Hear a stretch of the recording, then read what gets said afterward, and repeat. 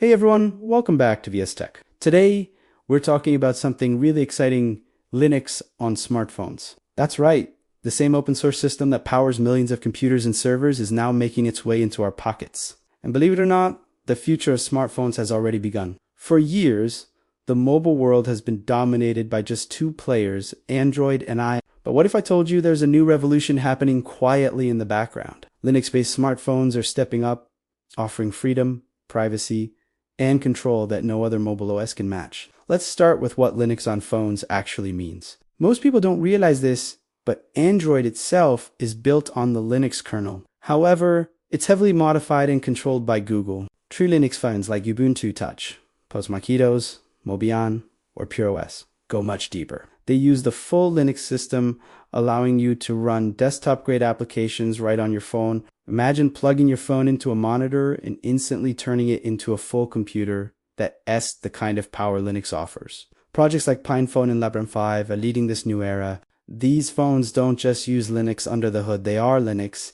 You can install different distributions, customize everything, and even switch the interface completely. It's like taking the flexibility of your Linux desktop and putting it into your pocket.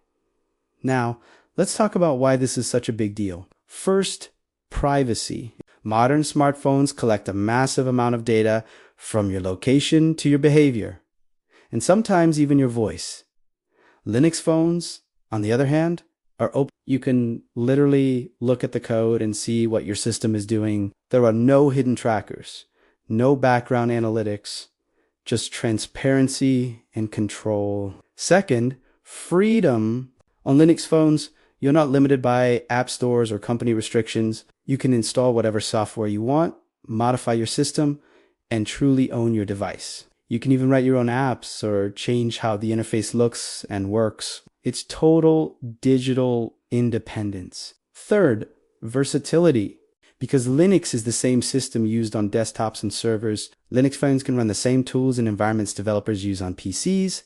You can run a terminal, code on the go, or even host small web servers right from your phone. That's something Android and iOS simply don't allow. Of course, Linux phones aren't perfect yet. The hardware options are limited, the app ecosystem is still growing, and many features we take for granted on Android or iOS, like polished cameras or seamless app experiences, aren't fully there yet.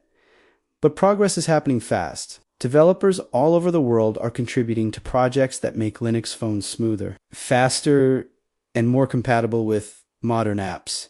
And this is just the beginning, with the growing push for digital privacy, open source innovation, and user control. Linux-based phones could soon become the next big alternative to Android and iPhone. We're already seeing experimental devices that can run full desktop systems like KDE, Plasma Mobile, or No Mobile. The line between a phone and a computer is disappearing, and Linux is at the center of it. Imagine carrying a device that isn't locked down by corporations, that you can modify, repair, or upgrade freely. A phone that respects your privacy, gives you total control, and runs exactly how you want it to. That's what Linux on phones promises, and it's happening right now. So, is Linux the future of smartphones? It might not replace Android and iOS overnight, but it's definitely laying the foundation for a more open, secure, and user-controlled future. If you're a tech enthusiast or a privacy lover, keep your eyes on projects like Librem 5 and Ubuntu Touch, because they're shaping what the next generation of smartphones could look like.